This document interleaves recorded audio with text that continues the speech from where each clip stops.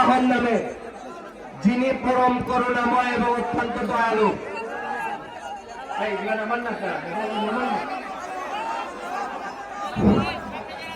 আমি ব্যারিস্টার সৈয়দ সাইদুল হক সুমন। আমার জন্ম সোনারঘাট পীরের বাজার। আমি প্রাইমারি স্কুল শেষ করে বাবু দক্ষিণাচরণের দেওয়া একটা স্কুলে আমি মাধ্যমিক পাশ করি। পাশ করে আমি ঢাকা কলেজে পড়াশোনা করি। ঢাকা ইউনিভার্সিটিতে আমি বিবিএ এবং এমবিএ করি। সিটি ইউনিভার্সিটি থেকে আমি পিজিডিএলএ, যেটাকে বারেট ল বলে, আমি এলএলবি ইউনিভার্সিটি অফ লন্ডন থেকে করি। আমি লন্ডনে পড়াশোনা শেষ করে বাংলাদেশে এসে আমি 5 বছর আন্তর্জাতিক অপরাধ ট্রাইব্যুনালের প্রসিকিউটর হিসাবে নিযুক্ত ছিলাম। তারপর এই জায়গায় ছেড়ে বর্তমানে আমি advocate of the supreme court হিসাবে আমার কাজ আমি সুপ্রিম কোর্টে কাটাই। আমি আপনাদেরকে আগামী 7 তারিখে আমি স্বতন্ত্র একজন প্রার্থী হিসাবে ঈগল মার্কা নিয়ে আমি আপনাদের সামনে আসছি। আমি যিনি আমার প্রতিদ্বন্দ্বী প্রার্থী, দুইজনের মধ্যে আদর্শগত কোনো বেমিল নাই। বেমিল শুধু আছে আমরা দুইটা মার্কার, নৌকা এবং ঈগল। এছাড়া আর কোনো বিরোধ আমাদের মধ্যে নাই। আমি আপনাদেরকে নিশ্চিত করতে চাই, আমি কোন বিদ্রোহী প্রার্থী না। আমি জননেত্রী শেখ হাসিনার অনুমতি নিয়ে যাতে একটা অংশগ্রহণমূলক এবং উৎসবমুখর নির্বাচন হইতে পারে, এই জন্য আমি স্বতন্ত্র প্রার্থী হিসাবে, আপনারা যেন আপনাদের মনের প্রার্থী বাছাই করতে পারেন, এই জন্য স্বতন্ত্র হিসাবে দাঁড়াইছি। আমি বাকি বক্তব্য দেওয়ার আগে মাধবপুরের বিষয়ে আমার কি স্বপ্ন, মাধবপুরের বিষয়ে আমার কি ইশতেহার, এটা আমি আপনাদেরকে জানাই দিতে চাই। প্রথম কাজ হবে আমার মাধবপুরের বিষয়ে। গতকালকে আমি চুনারঘাটের ইশতেহার ঘোষণা করছি। মাধবপুরের প্রথম কাজ, মাধবপুর পৌরসভার ভিতরে যত এই যে আমাদের মেইন রোড এবং ভিতরের যে রাস্তাগুলা, এইগুলা এত ছোট ছোট, এইগুলা প্রশস্তকরণ এবং এইখানে ডিভাইডারের ব্যবস্থা করে পর্যাপ্ত দৃষ্টিনন্দন লাইটের ব্যবস্থা করা, এটা আমার প্রধান কাজ হবে। মাধবপুর তো চুনারঘাট, মাধবপুর জগদীশপুর হয়ে যে চুনারঘাট, এই রাস্তাটা 50 বছর আগেও যেরকম সাইজ ছিল এরকম সাইজই আছে। আমার কাজ হবে জগদীশপুর হয়ে মাধবপুর তো চুনারঘাট রাস্তাটাকে প্রশস্তকরণ। মাধবপুর ও চুনারঘাটের প্রতিটা ইউনিয়ন এবং গ্রামের রাস্তাগুলা কাঁচা, এবং এই রাস্তাগুলোর কারণে বেশিরভাগ মানুষ অতিষ্ঠ এবং বিরক্ত বর্তমান নেতাদের জন্য। এই রাস্তাগুলো হবে আমার প্রায় প্রথম কাজ। এগুলোর আগে কাঁচা রাস্তা থেকে পাকা করা নইলে পুরা এইগুলা গোয়ালনগর, আপনি চারদিকের ইউনিয়নের একটা রাস্তায় যাওয়া যায় না। আমি প্রার্থী হিসাবে গিয়ে আমার কোমর বেদনা হয়ে গেছে। আল্লাহ জানে মানুষ কত কষ্ট করে ওই জায়গায়। আপনার এই যে একটা ব্রিজ সুনাই নদীর উপরে, যেটা আদাওয়ানিয়া নাসিরনগর কাজলি ব্রিজ, এই ব্রিজটা দেখলে মনে হয় যে মনে হয় ইউক্রেন যুদ্ধ চলে, মানে এত পুরান।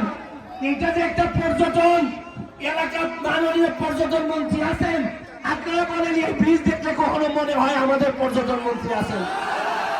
এই ব্রিজটাকে ভেঙে নতুন করে বড় করা হবে আমার আরেকটা দায়িত্ব। তারপর মাধবপুর পৌরসভা থেকে গোয়ালনগর যে নদীটা গেছে, সুনাই নদী, এত সুন্দর। গোয়ালনগর গিয়ে আমি দাঁড়াই থাকতে ইচ্ছা করছে, মনে হয়েছে যে নদীটা যে গেছে, নদীর দুই সাইডটাও যদি শাসন করা যায়।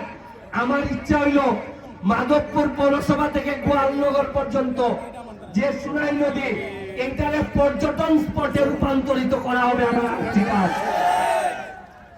এরপরে আপনারা দেখেন মাধবপুর পৌরসভার যে সেবার মান বাড়ানোর জন্য কাজ করা।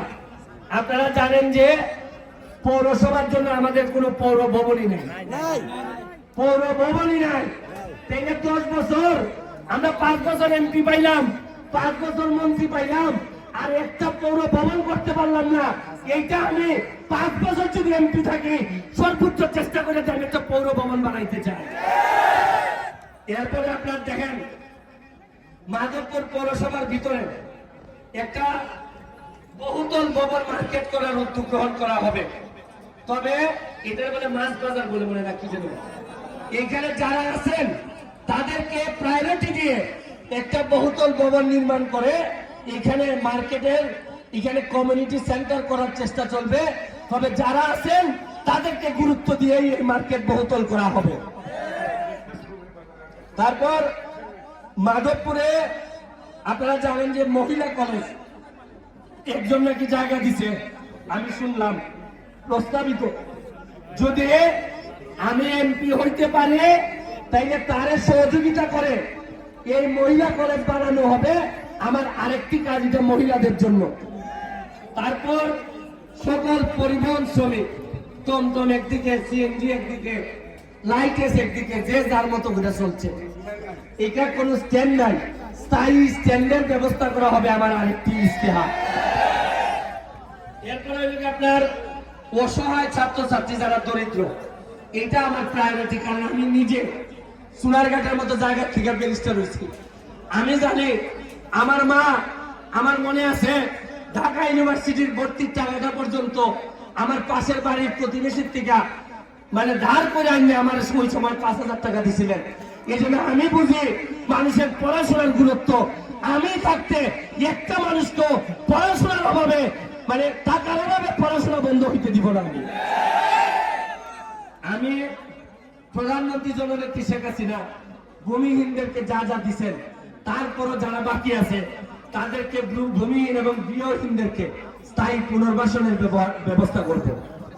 আর নারী নির্যাতন এবং বাল্য বিবাহ রোধে কঠোর পদক্ষেপ গ্রহণ করা হবে।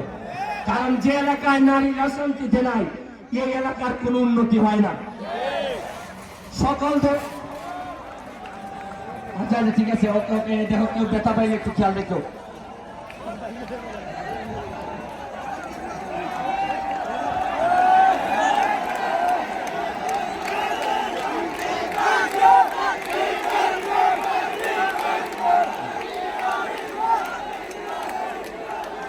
আচ্ছা আপনারা শুনেন, শুনেন এটা আমাদের আরেকটা গুরুত্বপূর্ণ ইস্তেহার। সকল ধর্মের মানুষ, একটু সকল ধর্মের মানুষ যাতে একসাথে শান্তিতে থাকতে পারেন। বিশেষ করে আমাদের এখানে হিন্দু কমিউনিটি অনেক বেশি, বৌদ্ধ খ্রিস্টান বিশেষ করে মাইনরিটি যারা আছেন তাদেরকে আমি বলে যাচ্ছি, আমি প্রসিকিউটর ছিলাম, তাদের নিরাপত্তা আমার জানের উপর আসলে আমি চেষ্টা করবো তাদেরকে সর্বোচ্চ নিরাপত্তা দিতে। আমি বেকার, যারা বেকার হয়ে চার দোকানে আড্ডা মারেন তাদেরকে ওই দোকানে দোকানে বইয়া রাজা উজির মারতেছেন যারা, তাদেরকে নিয়ে আইসা ট্রেনিং এর ব্যবস্থা করবো। ওই mobile training, fridge training, computer training, laptop training সব দিয়ে যাতে নিজেরা নিজের পায়ে দাঁড়াইতে পারে। আর উপজেলা স্বাস্থ্য কমপ্লেক্স, আপনাদের যে উপজেলা স্বাস্থ্য কমপ্লেক্স, এইখানে শয্যা বৃদ্ধি করা সহ আধুনিক করা হবে। আর খেলার মাঠ, আপনাদের খেলার মাঠের অবস্থা খুবই খারাপ। একটা স্টেডিয়াম হয়েছে প্রায় শেষ। তাছাড়া ওয়ার্ডে ওয়ার্ডে আমি বাগাসুরা গেছি, বিভিন্ন জায়গায় গেছি, বাচ্চাদের একটাই কথা, একটা মাঠ দরকার। আমি এক কেয়ার করে হইলো ছোট মাঠ, বড় মাঠ বলছি না, এক কেয়ার করে হইলো প্রতিটা ওয়ার্ডে ওয়ার্ডে যেখানে মাঠ নাই এইখানে একটা করে মাঠের ব্যবস্থা আমি করবো, এটা আমি বলে যাচ্ছি। কারণ আপনারা জানেন ব্যারিস্টার সুমন ফুটবল একাডেমির মাধ্যমে আমাদের এখন মাধবপুর সোনারঘাট মিলাইয়া 8টা প্লেয়ার জাতীয় লেভেলে খেলে ফুটবলে। আপনারা জানেন এই পর্যন্ত আমরা দেশ সমেত বাংলাদেশের বিভিন্ন জায়গায় খেলছি, সুনামের সাথে এই ফুটবল একাডেমি কাজ করতেছে। আমার কাজ হবে আগামী 5 বছরের মধ্যে মাধবপুর সোনারগাঁ থেকে মিনিমাম 5টা খেলোয়াড় ফুটবলের আমি জাতীয় দলে পাঠাইতে চাই। এরপরে আপনার প্রতিবন্ধী এবং বয়স্ক ভাতা, এটা রাষ্ট্রীয় ভাবে দেওয়া হয়, আমরাও চালু করব। আমরা স্থানীয় ভাবে আমরা চালু করব। মসজিদ, মাদ্রাসা, মন্দির, এটা একটা কন্টিনিউয়াস ডেভেলপমেন্ট প্রজেক্ট, এটা আপনাকে দিতেই হবে এবং সবগুলা যে যার ধর্মের যা যা লাগে তার পর্যাপ্ত ব্যবস্থা করা হবে। আর আরেকটা আছে মাদকদ্রব্য নিয়ন্ত্রণ। যদি মাঠে নিতে পারি, ট্রেনিং এ নিতে পারি, আর যদি আমি নিচে আমার আশেপাশের লোকগুলারে নিয়ন্ত্রণ করতে পারি, আমার বিশ্বাস মাদক আমি নিয়ন্ত্রণ করতে পারি।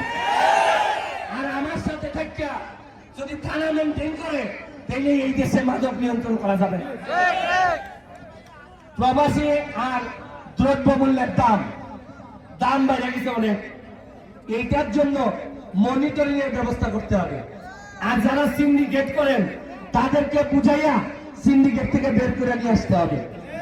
আর মাধবপুর বাজারের যারা ব্যবসায়ী আছেন, মাধবপুর বাজার একটা বিখ্যাত বাজার। আমার ইচ্ছা এই বাজারের ভিতর ঢুকছিলাম, যা দেখলাম কাটিয়ারা এইসব জায়গায় অনেক ময়লা, এগুলা পরিষ্কার করে এই বাজারটারে যেভাবে আছে এসছে বাংলাদেশের মধ্যে 2-1টা বাজার যদি হয়, এর মধ্যে একটা বাজার আমরা চাই মাধবপুর বাজার হোক। যারা পুরা অন্তত সিলেট বা মুম্বাইয়ার সিঙ্গাপুর যেভাবে কমার্শিয়াল হাব, মাধবপুর বাজার তারা আমি চাই মাধবপুর বাজার নিয়ন্ত্রণ করবে আশেপাশের 2টা জেলা মিলিয়ে। এরপরে প্রবাসীদের জন্য আমাদের মাধবপুর সোনারগাঁয়ের যেসব প্রবাসী বিদেশে আছে, তারা অনেকের লাশ আসতে পারে না টাকার অভাবে। আমি যতদিন এমপি আছি, আমার কোন প্রবাসী যদি টাকার অভাবে লাশ আসতে না পারে, আমি এমপি হিসাবে রাষ্ট্রের সাথে বোঝাপড়া করে আমি নিশ্চিত করব আমার মাধবপুরের মানুষ তার নসিবে যেন মাধবপুরের মাটি নসিবে আসে, এটা আমি নিশ্চিত করব। এরপর হচ্ছে কি প্রবাসীদের জন্য একটা প্রবাসী শাখা ব্যাংক, যেটা প্রবাসীদেরকে লোন দেয়, নানা কাজ করে। এরপর হচ্ছে গিয়ে মাধবপুরকে একটা স্মার্ট মডেল উপজেলা হিসাবে আমি দেখতে চাই। আমার 5 বছর সময়, হ্যাঁ, আর সিএনজি যারা নির্বিঘ্নে চলাচল করতে পারে, স্ট্যান্ড হইলে সবই ঠিক আছে। এখন আমি আমার বক্তব্যে আপনাদের কাছে আসি। আমার ইশতেহার